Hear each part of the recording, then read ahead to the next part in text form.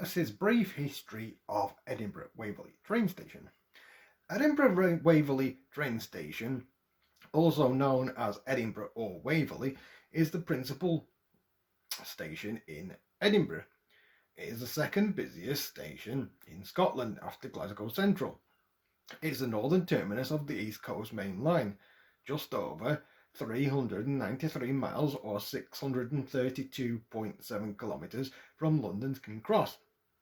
Although some trains are operated by London North Eastern Railway, or LNER, continue to other Scottish destinations beyond Edinburgh. It is also the terminus of the Edinburgh leg of the West Coast Main Line. In 1868, the North British Railway acquired the stations of its rivals, demolishing all three and closed the Scotland Street Tunnel to Canal Street. The present Victorian station was built on the site. In 1897, the impressive glass dome was added.